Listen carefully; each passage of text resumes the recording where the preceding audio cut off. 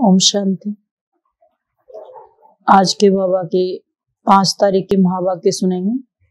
आज बाबा ने कहा विशाल बुद्धि बनना है। बाबा ने कहा पहले दूरादेशी बुद्धि बनना है, फिर विशाल बुद्धि। माना दूर देश के रहने वाले परमात्मा को याद करना है।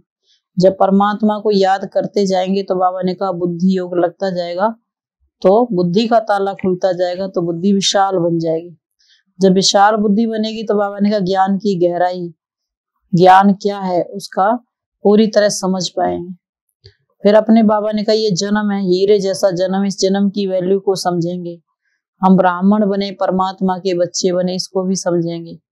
स्वयं भगवान हमें पढ़ाते हैं। बाबा ने कहा ये जानकारी भी बुद्धि में रहेगी। बाबा ने कहा दुनिया में भी कोई सर्जन होते हैं, अच्छा कमाने वाले होते हैं, कोई कम कमाने वाले होते हैं।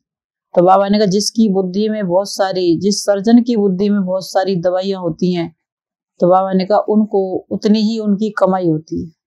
तो यहाँ तो बाबा ने कहा 21 जन्म की कमाई है कि जिनकी बुद्धि विशाल बनती जाती है, ज्ञान के गुह्य गुह्य राज बुद्धि में आते जाते हैं, तो वैसे ही बाबा ने कहा वो अनेक आत्माओं की सेवा के निमित्त बनते हैं। तो उनकी बाबा ने कहा 21 जन्म की कमाई होती है। बुद्धि सदा भरपूर रहती है ज्ञान रत्नों से। तो आज के बाबा के महावाक्य सुनेंगे। बाबा ने कहा मीठे बच्चे, इस समय तुम्हारा ये जन्म हीरे समान है, क्योंकि तुम ईश्वरीय संतान बने हो। स्वयं ईश्वर तुम्हें पढ़ाते हैं, तुम दूरादेशी विशाल बुद्धि बनते हो। प्रश्न, तुम बच्चे किस पुरुषार्थ से दूरादेशी और विशाल बुद्धि बन रहे हो? तो बाबा ने कहा उत्तर में बाप की याद से दूरादेशी और विशाल, पढ़ाई से विशाल बुद्धि बनते हो। दूरादेशी अर्थात दूर देश में रहने वाले बाप को याद करना। मनमना भव का अर्थ है दूरादेशी होना। विशाल बुद्धि अर्थात सृष्टि के आदि मध्य अंत का ज्ञान बुद्धि में हो। तो मैं पहले दूरादेशी फिर विशाल बुद्धि बनना है। गीत है हमारे तीर्थ न्यारे हैं। ओम शांति। बच्चों ने गीत सुना कि हमारे तीर्थ न्यारे हैं। हमारा तीर्थ बहुत दूर है, इसलिए बच्चों को कहा जाता है दूरादेशी भव। दूर देश में रहने वाले फिर कहते हैं विशाल बुद्धि भव। सबकी बुद्धि इस समय तुच्छ है ना, माया ने बुद्धि तुच्छ बना दिया है। बाबा ने कहा माया ने तुच्छ बुद्धि बना दिया है, तो बच्चों की है दूरादेशी बुद्धि अर्थात दूर के रहने वाले की याद, और विशाल बुद्धि अर्थात सारे सृष्टि के आदि मध्य अंत का ज्ञान बुद्धि में है। और सब है अल्पज्ञ बुद्धि अर्थात अल्प बुद्धि, सिर्फ कहते हैं परमात्मा परंतु जानते नहीं। यहाँ कोई महात्मा नहीं है, यह तो बाप आकर के दूरादेशी बनाते हैं, परंतु दूरादेशी बच्चे कम हैं। भल ज्ञान बहुत है परंतु दूरादेशी कम है। बाबा ने कहा ज्ञान तो बहुत है, लेकिन दूर देश के वासी बाबा को याद कम करते हैं, अर्थात बाप की याद में कम रहते हैं। बाकी साधु तो साधना करते हैं, यथा राजा रानी तथा प्रजा। सारी दुनिया इस समय पतित है। भल महात्मा नाम डाल देते हैं, परंतु महान आत्मा कोई है नहीं। कई फिर श्री कृष्ण को महात्मा कहते हैं, यह फिर भी राइट है, क्योंकि वहां श्रेष्ठाचारी दुनिया है, यहाँ तो है भ्रष्टाचारी दुनिया। यथा राजा रानी तथा प्रजा, परंतु इस समय राजा कोई है नहीं, प्रजा का प्रजा पर राज्य है।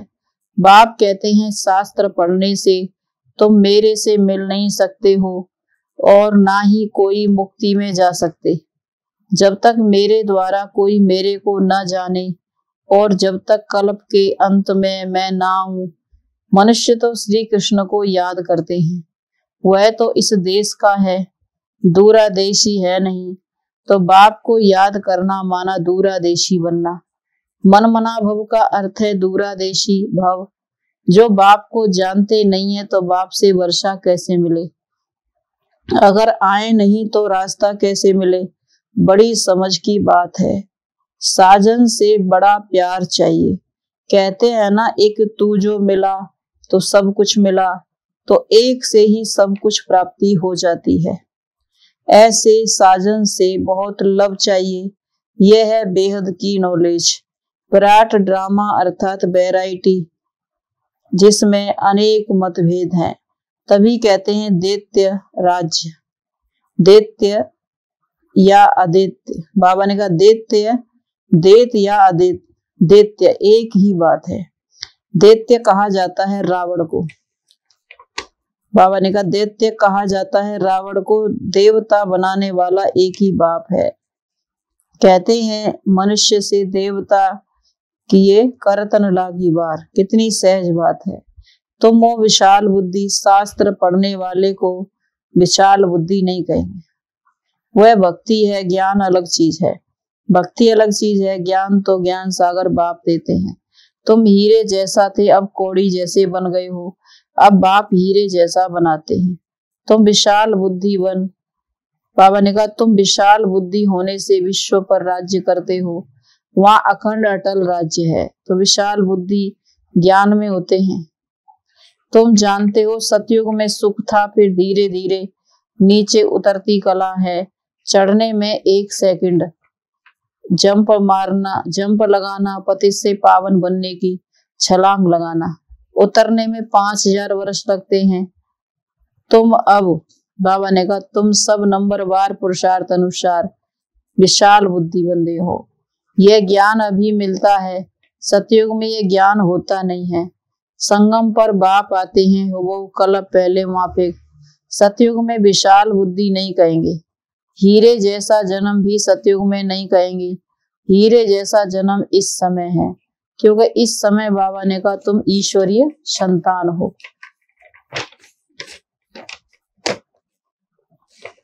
तो बाबा ने कहा हीरे जैसा जन्म भी सतयुग में नहीं कहेंगे, हीरे जैसा जन्म इस समय, क्योंकि तुम ईश्वरीय संतान हो। ईश्वर तुमको पढ़ाते हैं। यह महिमा बाप की है, क्योंकि परमात्मा पतित पावन है, तो सर्वव्यापी कैसे हो सकता है। परंतु मनुष्य अल्पज्ञ बुद्धि हैं, कितना भी समझाओ तो भी समझते नहीं। तो समझो वह ब्राह्मण कुल का नहीं है, जो देवता कुल का होगा वही ज्ञान को समझ ब्राह्मण बनेंगे। बाप ज्ञान का सागर है, तुम भी ज्ञान के सागर बनते हो, फिर तुम सुख शांति के सागर बनते हो। सतयुग में बाबा ने कहा सुख अपार रहता है, तो बाप द्वारा तुमको सर्व सुखों की प्राप्ति होती है, जो भी अंत में ज्ञान सुख शांति के सागर बनेंगे, क्योंकि औरों को भी देते हैं। अभी देखो कितना दुख अशांति है, बड़ों बड़ों को नींद नहीं आती है, तुम बच्चों को तो कितनी खुशी होनी चाहिए। कितनी बाबा ने कहा खुशी है, क्योंकि तुम जानते हो बाप को। दुनिया कहती है ओ गॉड फादर, परम पिता परमात्मा, परंतु जानते नहीं है। कितने समय से भक्ति करते करते, बाबा ने कहा कितने समय से भक्ति करते याद करते आए हैं, जानते कुछ नहीं है। बाप अपना और अपनी रचना का परिचय खुद आकर देते हैं, तुमको औरों को भी देना है। तुम जानते हो ये बाप है, कोई महात्मा नहीं है। बाबा को ख्याल आया फॉर्म में लिखा तो है, फॉर्म में लिखा हो तो आप, बाबा ने कहा किससे मिलने आए हो, तो कहेंगे महात्मा से। बोलो महात्मा तो ये है नहीं, नाम ही है ब्रह्मा कुमार कुमारियां, तो इनका बाप प्रजापिता ब्रह्मा होगा ना, तो महात्मा कैसे हुआ। आर्ग्यू करने वाले अच्छे चाहिए, बुद्धि वाला चाहिए। समझो वह लिख कर भी जाते हैं, परंतु समझते कुछ भी नहीं है, बिल्कुल बुद्धू हैं, शकल से मालूम पड़ जाता है। बुद्धि में ज्ञान नहीं है, इसीलिए बाबा ने कहा ज्ञान नहीं है। शिव बाबा तो जानते नहीं है, अंतर्यामी है। शिव बाबा तो जानते हैं अंतर्यामी है, ये बाबा तो बाहरयामी। शिव बाबा अंदर आत्मा क्या सोच रही है, बाबा ने कहा जानते हैं, और ये ब्रह्मा बाबा बाहर से चाल चलन के अनुसार बता सकते हैं कि इस बच्चे का क्या पुरुषार्थ है। बाप कहते हैं मैं आता ही उस तन में हूँ जो पहला नंबर है, अब लास्ट में है, इनमें प्रवेश करता हूँ, क्योंकि इनको फिर वही नारायण बनना है, तो इनको इस तन को देने का किराया मिलता है। तब तो कहते हैं सौभाग्यशाली रथ भागीरथ ने कोई पानी की गंगा नहीं लाई। ये गुह्य ज्ञान की बातें हैं। जो रावण मत पर होने के कारण मनुष्य समझते नहीं है। अब तुमने समझा है तो औरों को समझाने की युक्ति निकालो। तुमको ख्याल आना चाहिए कि औरों को कैसे दूरादेशी बनाएं, कैसे बाप का परिचय दें। वह ब्रह्मा को याद करते हैं। बाबा ने कहा वह ब्रह्म को याद करते हैं। ब्रह्म तो तत्व है जहाँ परमात्मा रहते हैं, परंतु वह ब्रह्म को ही परमात्मा समझते हैं। जैसे हिंदू कोई धर्म नहीं है, हिंदुस्तान में रहने के कारण हिंदू नाम रख दिया है। वास्तव में हिंदुस्तान तो कोई रहने का, बाबा ने कहा हिंदुस्तान तो रहने का स्थान है, ब्रह्म तत्व भी परमात्मा के रहने का स्थान है, परंतु मनुष्यों की अल्प बुद्धि होने के कारण समझते नहीं है। यह ज्ञान की बातें हैं, दुनिया की बातों को सब अच्छी तरह जानते हैं। यह खुद जौहरी था तो सब कुछ जानता था, बाकी ज्ञान की बातों में अल्प बुद्धि, तुच्छ बुद्धि थे, कुछ नहीं जानते थे। तो बाबा आकर पहचान देते हैं कि जब तक कोई ब्राह्मण न बने तो बाप से वर्षा ले न सके। प्रजा तो बनानी है, किसी ने भी थोड़ा सुना तो प्रजा बन जाएंगे। अगर विकार में जाता रहेगा तो उनको सजा भोगनी पड़ेगी, फिर आकर साधारण प्रजा बनेंगे। अभी सबका मौत है, कब्र दाखिल होना ही है, कब्रिस्तान बनना ही है। इस समय मनुष्यों की कोई वैल्यू नहीं है, तुम्हारी भी नहीं थी, अब वैल्यू हो रही है, बन रही है। बाबा ने कहा वैल्यूबल बन रहे हैं तब वैल्यू बन रही है, बाकी जब विनाश होगा तो मच्छरों सदृश मरेंगे। जैसे दीपावली पर मच्छर कितने मरते हैं, तो सबको मरना ही है, क्योंकि सबको वापिस घर जाना है। सतयुग में ये नहीं कहेंगे कि ये मरा, क्योंकि वहां अकाली मृत्यु नहीं होती है, काल पर जीत पाते हैं। मरना शब्द वहां नहीं होता है। सतयुग में जानते हैं कि हम मरते नहीं है, सिर्फ एक पुराना चोला छोड़ नया लेते हैं।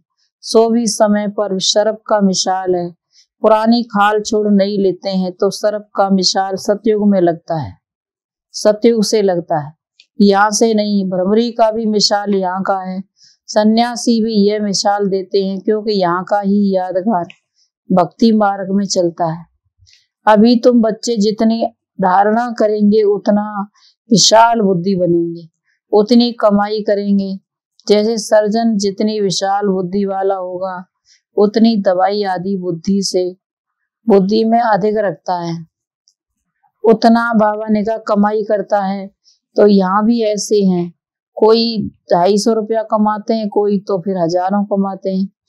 कोई राजा को ठीक कर दिया तो लाख लाख भी दे देते हैं। यहाँ भी ऐसे ही है, कोई तो ज्ञान के पॉइंट्स की धारणा नहीं, कोई तो बड़े दूरादेशी विशाल बुद्धि हैं, औरों को भी बनाते हैं। बाबा ने कहा औरों को भी बनाते हैं, पहले दूरादेशी पीछे विशाल बुद्धि कहेंगे। समझने की बात है ना, ब्राह्मणों जैसा सौभाग्यशाली तो कोई नहीं है, एकदम सबको ऊपर ले जाते हैं। ऊपर में परमात्मा है, तो उसका परिचय देते हो। तो तुम बाबा ने कहा तुम तो जान गए हो ना, जानकार हो। बच्चों को बाप की जानकारी होती है। अब पारलौकिक बाप आए हैं, तुमको पावन बनाकर वापिस ले जाएंगे। एक खैरूत खेती करने वाली बच्ची की कहानी है कि राजा बच्ची को ले आया, उसे अच्छा नहीं लगा तो उनको वापिस भेज दिया। यहाँ भी ऐसे ही है, जिनकी बुद्धि में ज्ञान की धारणा नहीं होती है तो वह खुद ही चले जाते हैं। इसमें बाबा क्या करे, समझाने वाला है तो परम पिता परमात्मा, वह ब्रह्मा द्वारा सभी वेदों शास्त्रों का सार सुनाते हैं।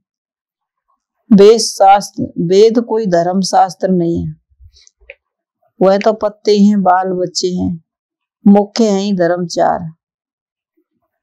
उसमें ब्राह्मण धर्म भी है मुख्य। हीरे जैसा जन्म देवताओं का नहीं कहेंगे, क्योंकि ये ब्राह्मण कल्याणकारी धर्मयुग है। लीप मास धर्माओं को कहते हैं, यह है संगम युगी, संगम युग कल्याणकारी। और जितने भी युग हैं वहां अकल्याण ही होता है, क्योंकि डिग्री कम होती जाती है। प्रतिदिन कला कमती होती जाती है। तो बाबा ने कहा यह युग ही है कल्याणकारी, तो हर एक को माथा मारना पड़े कि औरों को कैसे समझाएं। यूं तो उस्ताद बता रहे हैं, बाबा बता रहे हैं कि रास्ता कैसे बताओ। हर एक, बाबा ने कहा, फिर हर एक का धंधा अपना अपना है, तो ये आना चाहिए कि कैसे औरों को दुबन माना दलदल से निकालूं। कई तो दलदल से निकालने जाते हैं, फिर खुद फंस जाते हैं। तो समझाने की बड़ी युक्ति चाहिए। पहले अलग को समझाओ तो वे बादशाही को भी जान जाएं और सृष्टि चक्र को भी जान जाएं। पहले अलग को तो जानो, कोई 1000 दफा लिख कर भी दे। तो बाबा ने कहा अलग कौन है तो यहाँ बैठ सके। कई तो ब्लड से लिख कर दे देते हैं, फिर भी चले जाते हैं, बाबा को छोड़कर चले जाते हैं। अच्छा मीठे मीठे सिकिला दे बच्चों प्रति माता पिता बाप दादा का याद प्यार गुड मॉर्निंग। रूहानी बाप की रूहानी बच्चों को नमस्ते। हम रूहानी बच्चों की रूहानी माता पिता बाप दादा को गुड मॉर्निंग और नमस्ते बाबा नमस्ते। धारणा के लिए मुख्य सार है दूरादेशी वन बाप की याद में रहना है और दूसरों को दूर देश में रहने वाले बाप का परिचय देना है। दूसरा बाबा ने कहा कल्याणकारी युग में सभी का कल्याण करना है, सभी के कल्याण करने की युक्ति है। बाबा ने कहा युक्ति निकालना है, सबको दुबन से बचाना है। दूसरी पॉइंट है कल्याणकारी युग में सभी का कल्याण करने के लिए युक्ति निकालनी है, सभी का कल्याण करने की युक्ति निकालनी है, सबको दुबन से बचाना है, निकालना है।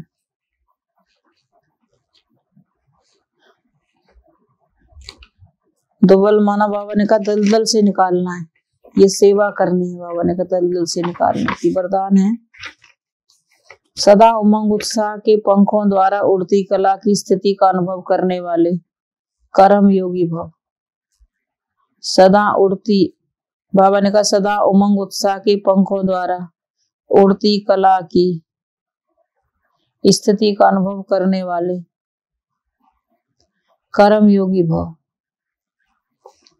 उमंग उत्साह आप ब्राह्मणों के उतरती कला के पंख हैं। अगर कार्य ऊंच नीच भी हो जाते हैं तो उड़ती कला की स्थिति से कर्म योगी बन कर्म में आते हो। ये उमंग उत्साह, बाबा ने कहा ये उमंग उत्साह ब्राह्मणों के लिए बाबा ने कहा बड़े से बड़ी शक्ति है। नीरस जीवन नहीं है। उमंग उत्साह का रस है तो कभी दिल शिकस्त नहीं बनेंगे, सदा दिल खुश रहेंगे। उमंग उत्साह तूफान को भी तोहफा बना देता है, परीक्षा व समस्या को भी मनोरंजन का अनुभव कराता है। स्लोगन है जो अशरीरी स्थिति के अभ्यासी हैं उन्हें शरीर के आकर्षित नहीं कर सकते।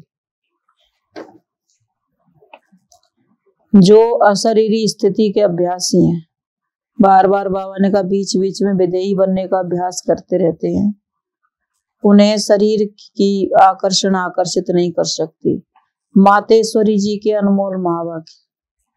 हम मनुष्य आत्माओं को पहले पहले कौन सी मुख्य पॉइंट्स बुद्धि में रखनी है जिस पर खूब अटेंशन रखना है। तो पहली पॉइंट है पहले तो अपने को चेक करो, निश्चय रखना है कि हमको भगवान पढ़ाते हैं।